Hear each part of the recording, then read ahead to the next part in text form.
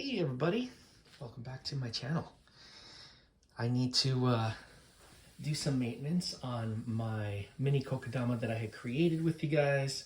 I don't know if it was a month or 2 or 3 ago. They've been kind of neglected, which happens quite frequently here because of all the plants that I have. But guess what? We are gonna do some maintenance together. I have the kokedama here. This is another one here. All succulents. My succulents do really well in kokedama, as well as water culture, as well as acrylic yarn culture. So this is what we're dealing with today. So I have a little vat of water here. I'm going to put in just a little bit of hydroponic nutrient, or this is really just the orchid feed. 4, 5,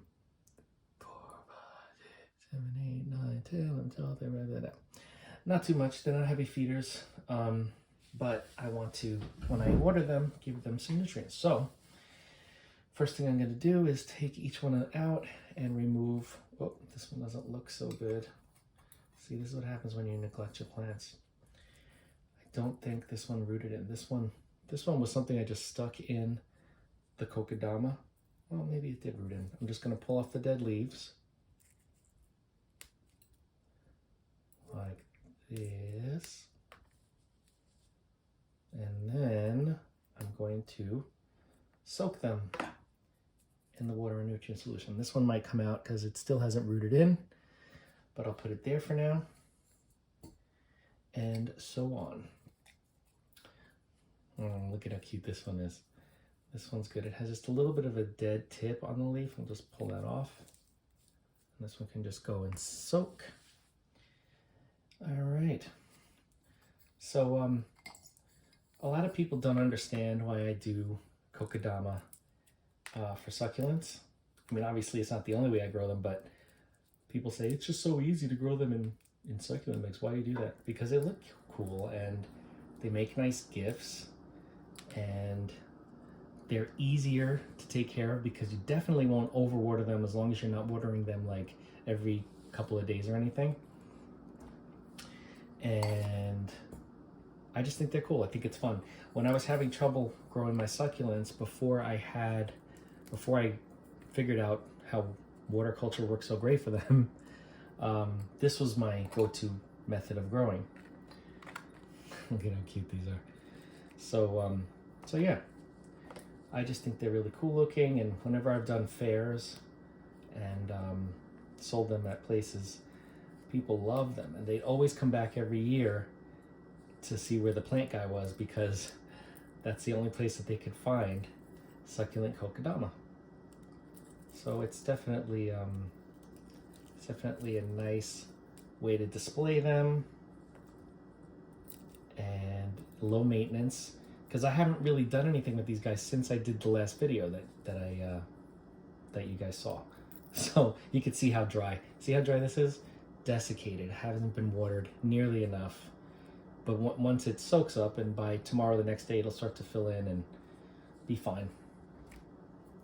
It will be just fine, and I promise I'm going to do better as a plant parent and, you know, make sure I do the right thing. Because, you know, life takes over for everybody, but just another great reason why succulents are, they make great houseplants because... Not that I'm saying it's good to neglect your plants, but if you happen to, for circumstances that are beyond your control or you just happen to forget about them because you've been busy, succulents are great. This one is also dried up a lot, but I have some pups growing, which is a great sign. It's wanting to survive, and it will.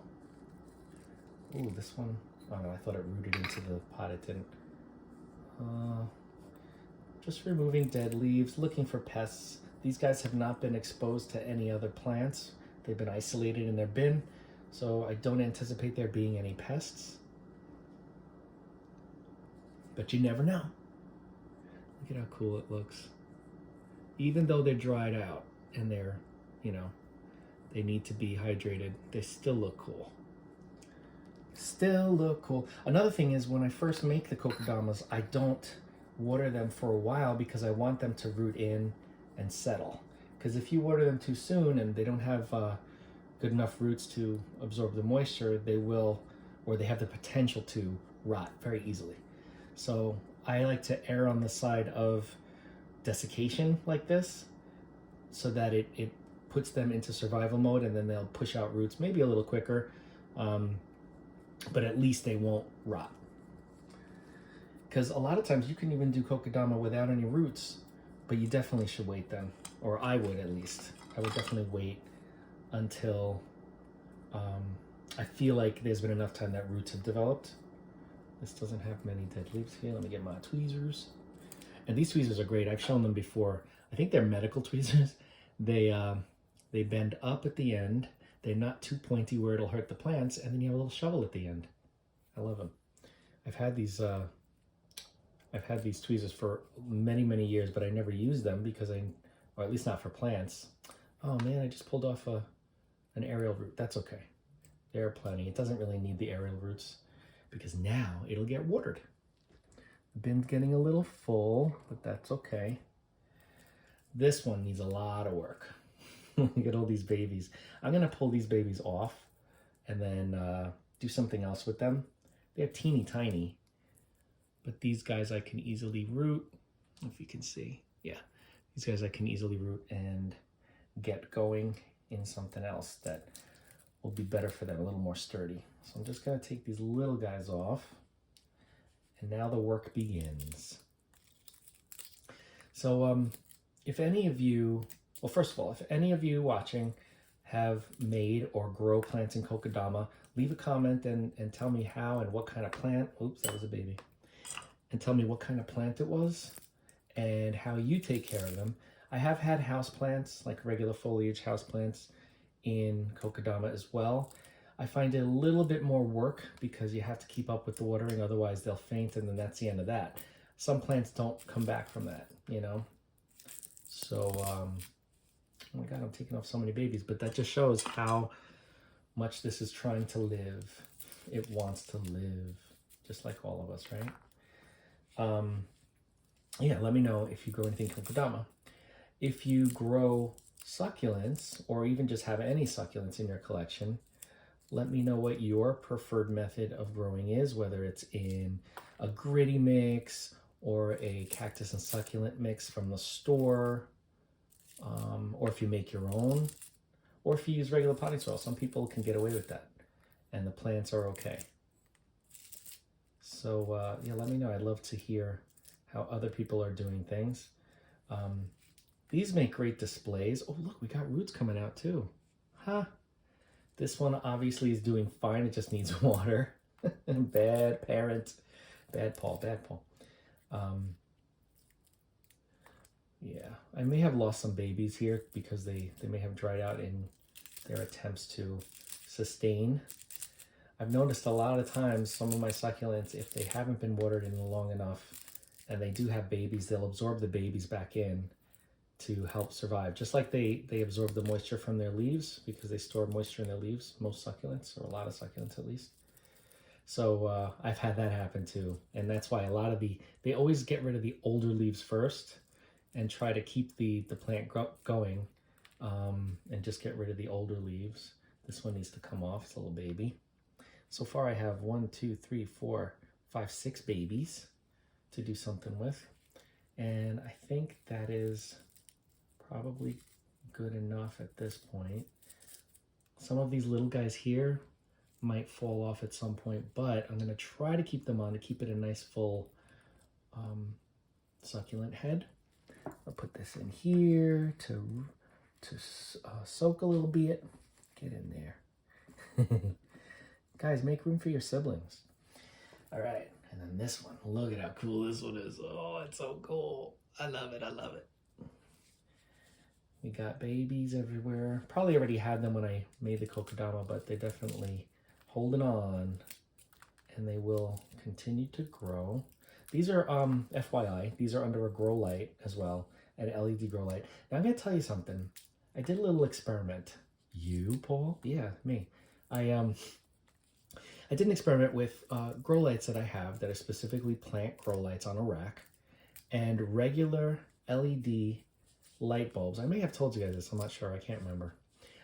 regular LED daylight bulbs from a hardware store, or you know, like a home improvement store or whatever. I get them at Lowe's or Home Depot. And what I noticed, believe it or not, is that the regular daylight is like a bright whitish light, right? While the grow lights are like that like magenta kind of color. And what I've noticed is plants grow fine in both scenarios, right? But coloration, like sun stressing, doesn't happen nearly as much with the magenta light as it does with the white plain bulb from Home Depot or Lowe's. I don't know if it's because it's more full spectrum. It has all of the colors of light in the white, and the grow lights are just the red and the blue.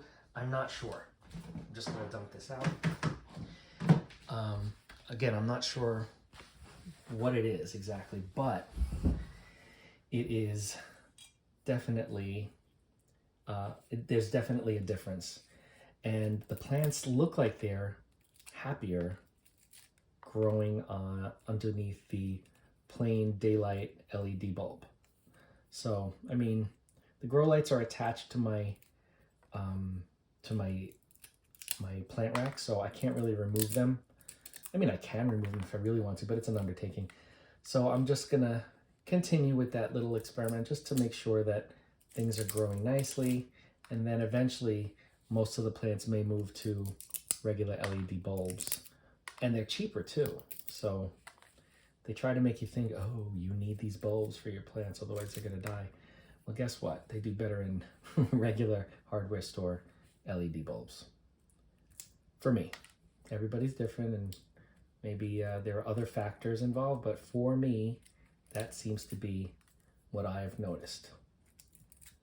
This is an aloe. I'm not sure what type of aloe this is, but it looks so cool in the kokedama.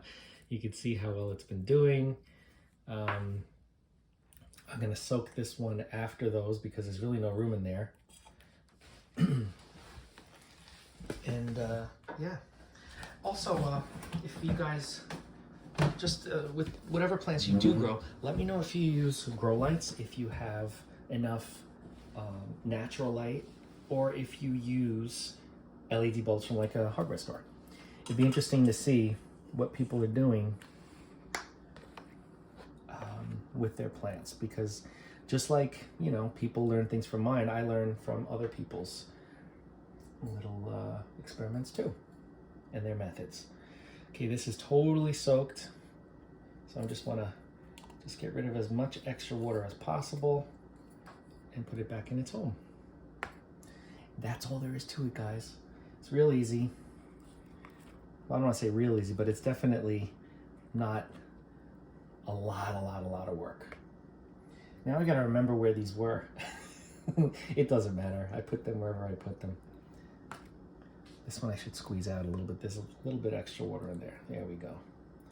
I squeeze out the water just because I know it's gonna dry out quickly, especially because it's in a little terracotta pot, but I just want to be sure I'm not causing any issues by waterlogging them.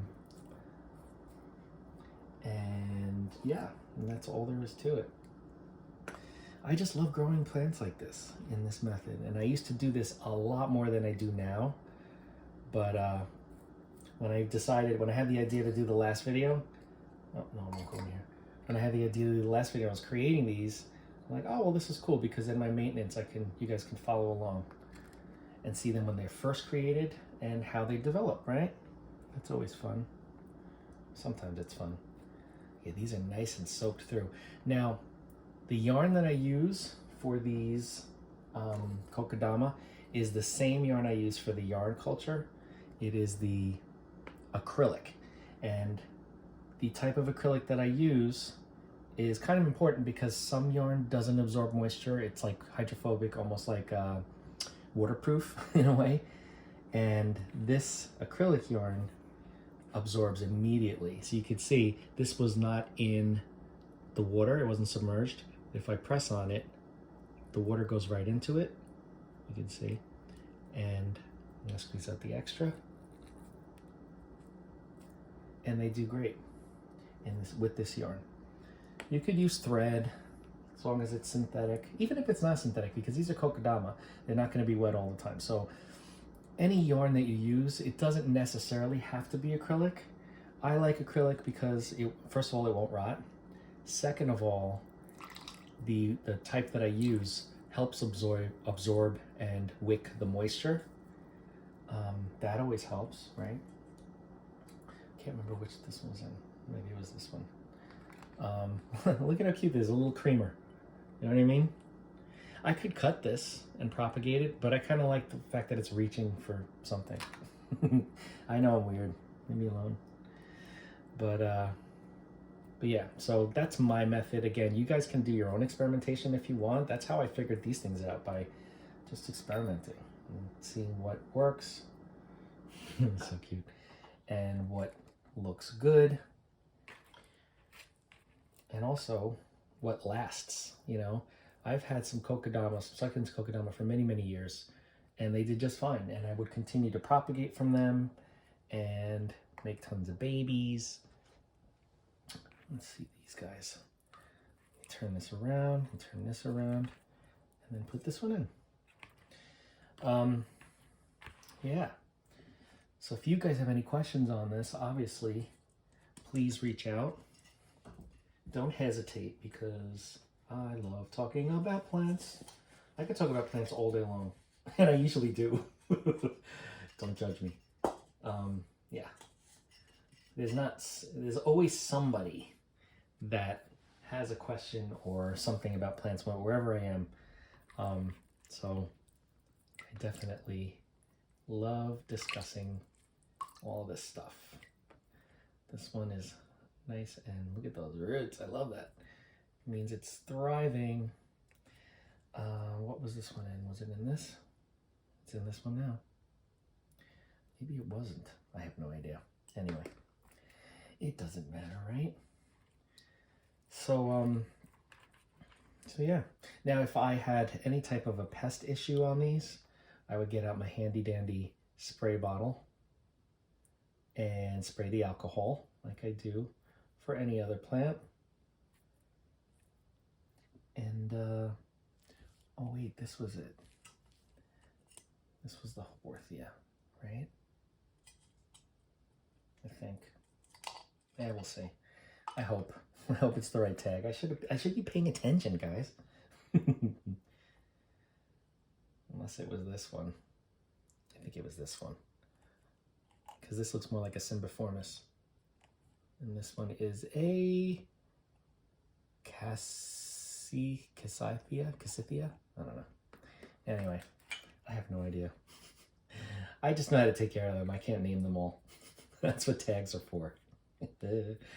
So this one is, let's see if anything comes out. Yep, that's the extra. And plop it back in. Make sure that all of the leaves are not being crushed. Look at that. This is sun stressed under the light, so you can see, in addition to being dried out, it's also sun stressed, which helps it, first of all, get the reddish color, but also the curvature of the leaves shows that it's dried out and it needs water, it's thirsty, but it also gives it a different look, you know, because otherwise it would just be similar to this one. This gives it like a darker look. So that's another thing. If you don't water your succulents regularly, they'll just take on a different look temporarily, you know, like this one I showed you before. Doesn't kill them. It's just they're reaching into their reserves and they take on a different look because of it. But then they plump back up and get their color back. So they're done. Now I don't have to do this again for, I would say, probably another month, because these guys have been going like that for pretty long. And but these little babies, I'm gonna figure out what to do with them. We got 1, 2, 3, 4, 5, 6, and 7. We got 7 little babies. And I'll figure out what to do with them. I'll probably plant them all together because they're so tiny. I don't want them to be lonely. I'm kidding. I just don't want them to kind of flop all over the place, and I'll figure something out. Maybe just in some sphagnum moss. I wouldn't create fresh kokedamas with these guys because they're so young and so little that, and they're kind of weak because they're dehydrated. I wouldn't want them to struggle at all to push out roots because they have very little to work with as it is. But eventually, once they get roots, yeah, I could pop them in a kokedama and do the same sort of thing. Yeah, so that's it. I'm not sure what I'm going to do with these, but I'll figure something out. And I'll let you guys know. If you have any questions, I'll tell you what I do with them. Otherwise, if you have any questions about this process, just let me know. We will discuss. Don't forget to like, comment, share, and subscribe. Hit that bell if you want to be notified. And I will see you in the next video.